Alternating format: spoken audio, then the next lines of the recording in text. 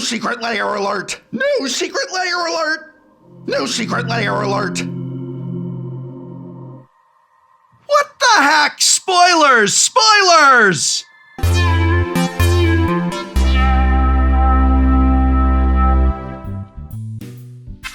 What the? New secret layer alert is coming. It's not here yet, actually, because we have until June 9th to sit back and consider whether or not it is worth it to buy these new Final Fantasy secret layers.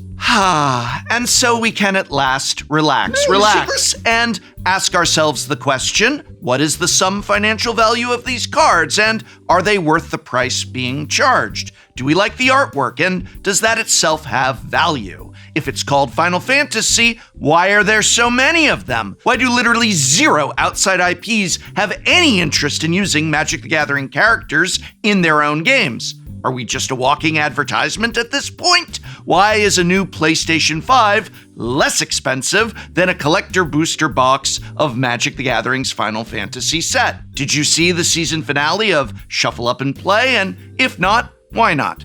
Why aren't you watching it right now?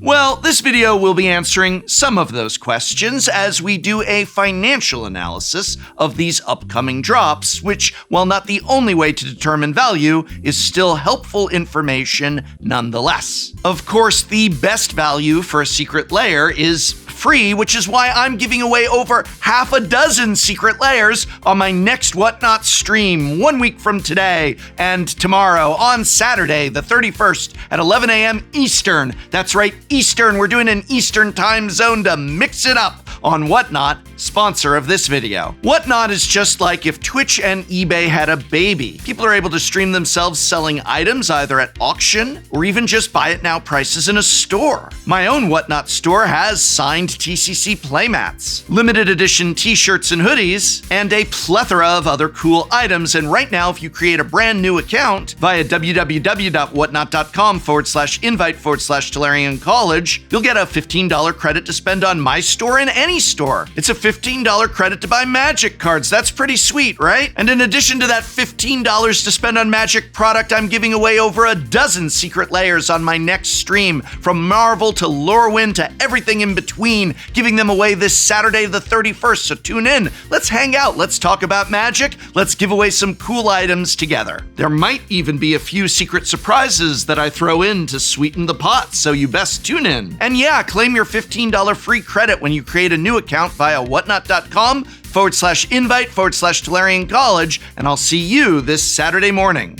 on Whatnot, sponsor of this video.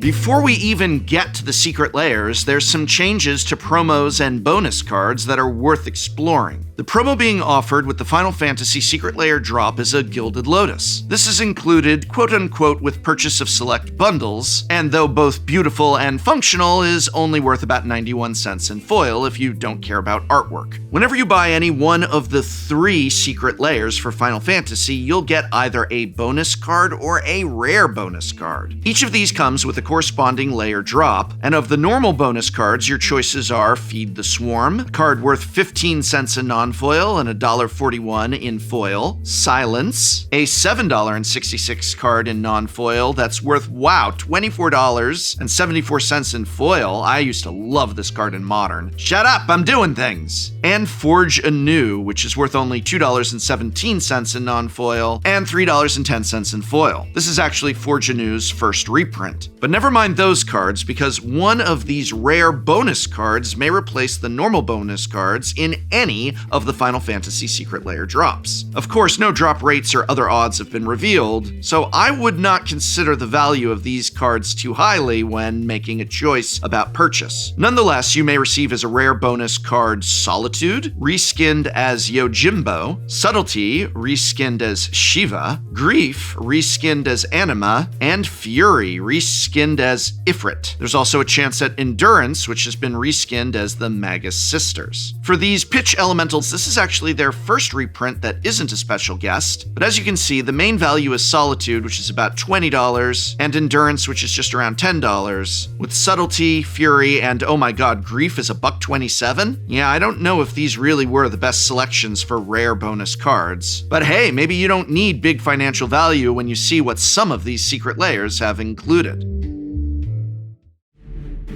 Let's begin at the end. Game over, man, game over. Here we have a series of board wipes that have been reskinned as Final Fantasy cards. Spira's Punishment is actually Day of Judgment. Absorb into Time is actually Temporal Extortion. Merciless Poisoning is a reskinned Toxic Deluge. Unseat the Usurper, wow, didn't see that coming, it's Praetor's Grasp. And Meteor Fall is Star of Extinction. Unfortunately, the total value here is only $34.74, which is little more than the $29.99 that a non-foil secret layer costs. Due to this being Temporal Extortion's first reprinting, and it carrying with it a whopping $78 tag in foil, the total foil value is $106 and change. But remember, we've discussed in the past that that may be a little inflated due to the first reprinting of Temporal Extortion. Though I do think it's a solid card, and overall, while I'll give the non-foil version of this secret layer a simple C, I'm going to go so high as a B+ for the foil version. And I'm also happy to say that this is the worst of the 3 secret layers. Let's move on to weapons.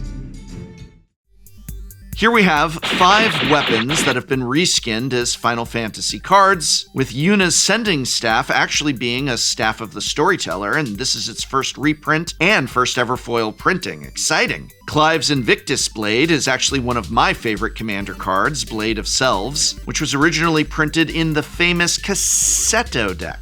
Yeah, Zuri was the face commander. It's really Cassetto's deck. And it's really Blade of Selves. Just as Cloud's Buster Sword is Umezawa's Jitte. Wow, they reprinted Jitte? Not only that, but Gaia's Dark Hammer is Colossus Hammer. That still sees some non-commander play. And the 5th card in this drop, Titus's Brotherhood Sword, is quite cutting, as it is a sword of truth and justice, which when we look at the total value has a whopping $34.74 in non-foil and $39.83 in foil alone, which added together means that the non-foil value of this entire drop is $56.59, and the foil value is above, I want to stress, above $62.80, because yeah, Staff of the Storyteller has never been reprinted in foil, so its value is not included there. This is really on the borderline, B+/A-. I think it's a solid secret layer. It's the sort of thing we should be seeing more regularly. Great if you love Final Fantasy, great if you love the art, and great if you love good Magic cards. And our next secret layer is pretty great too.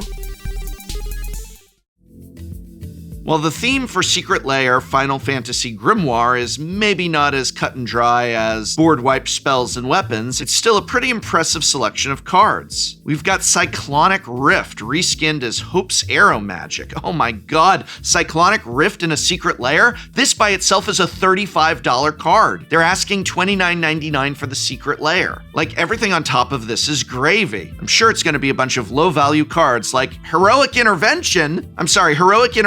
It's a $10 card. Call it Aerith's Karaga Magic all you like. I call it a great inclusion in a secret layer. It's the sort of thing that makes me say, damn, because that's our next inclusion. Noctis's Death Magic is just damn reskinned. Though I suppose the value here is pretty low, as this is only a $2 card in non-foil and a $4.97 card in foil, so damn, prices have fallen. The final 2 cards being Lightning Bolt, an ever-present card in every format it's legal in, and Yuna's Holy Magic, a reskin of Prismatic Ending, the least impressive of the 5, only a 38-cent card, still makes for a damn good overall secret layer where the total value in non-foil is just under $50, and the total foil value is $62.46. Yeah, I'm torn. I'm on the borderline again. Is this another B+A-?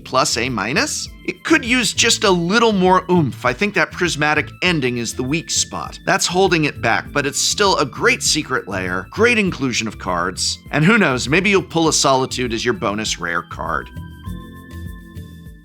Ha! And there you have it. Excellent secret layers, ample time, and we didn't even have a...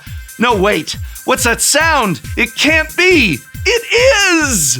New secret layer alert! New secret layer alert! New secret layer alert! New secret layer alert! Ugh, they went and they dropped a brand new secret layer alert as I was writing and filming this video. You can't make this stuff up. Blame WotC, not me. Well, this new secret layer alert is for one of the best products ever made, the Mystery Booster 2 booster box, but is the value as high as the Final Fantasy secret layers, or as low as, well, last year's convention in a box? Let's find out.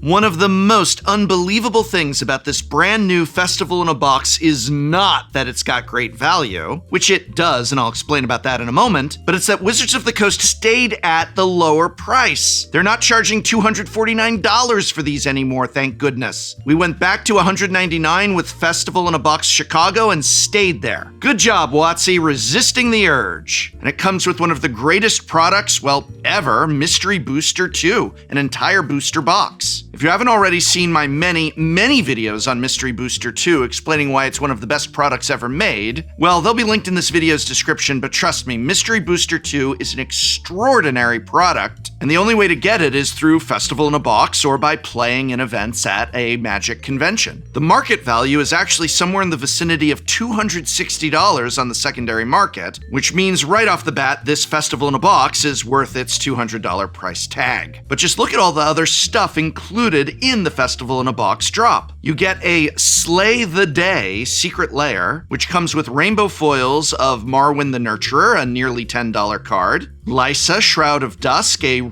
really cool card with really cool art that's worth $1.70, okay. Sithis, Harvest Hand, great card, $5.10. And Alluro, Ageless Aesthetic, a $51.76 card, probably that high because this is the first foil reprint that isn't a Judge promo, and again, these are the foil prices because you're getting foil cards, but it's a really nice drop to throw in alongside that Mystery Booster 2, and that's not all that comes in this drop. There's also 3 promo cards, one of Sliverhive in retro foil. This is the very first time to get it in retro frame. It's definitely going in my Slivers deck. And if you want to watch me play my Slivers deck, you can watch me play it here against Pleasant Kenobi, Joe Johnson, and Lewis Stardust. But you also get an Ugin, the Spirit Dragon, in retro foil. Again, first time in the retro frame, and the cheapest foil version of Ugin will run you $32 and change. And they're also throwing in a playtest card, the All-You-Can-Eat Buffet. There's no actual price reference here, but Mark Rosewater did the art, and the card's name is pretty apt because this Festival in a Box is absolutely an all-you-can-eat buffet. What value, what cards, it's an A+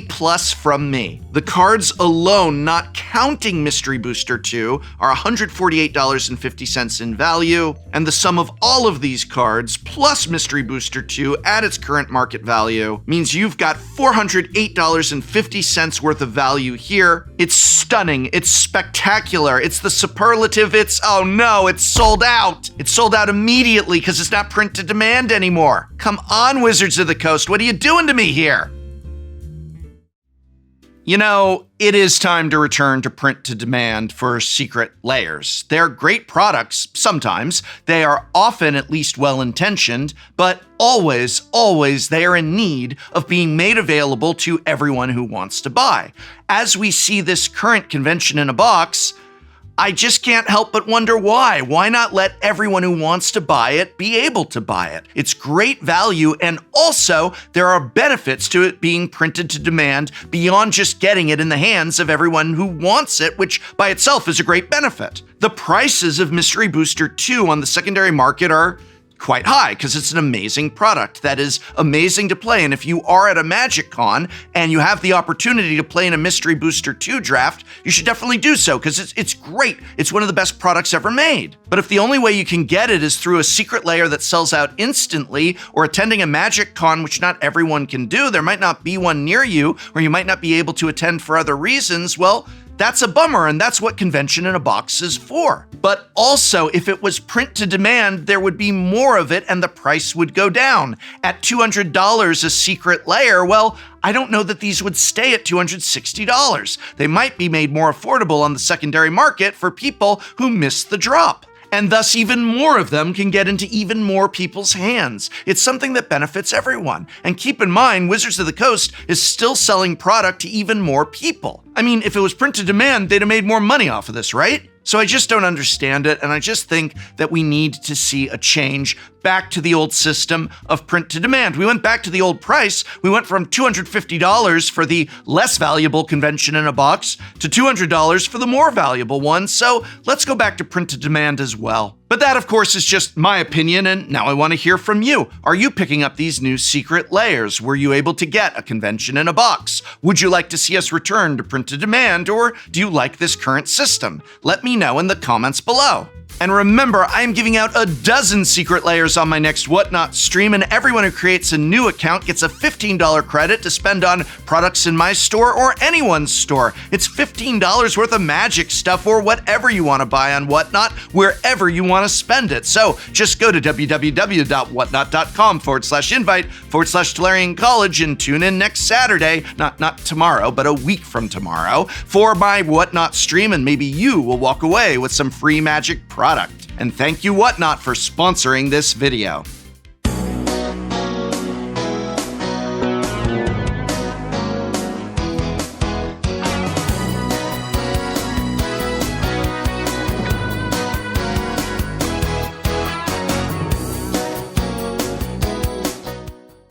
What's up? It's Magic with Boomers, elderly boomers. Today, each of us was told to build Boomer Commander deck, and we don't know what anyone did. I have a prize card. Whoever wins this will win the prize. Hi, I would have built a different deck! Let's team up against them. Take these kids to school. That's right. But Spice is good at magic and you're not.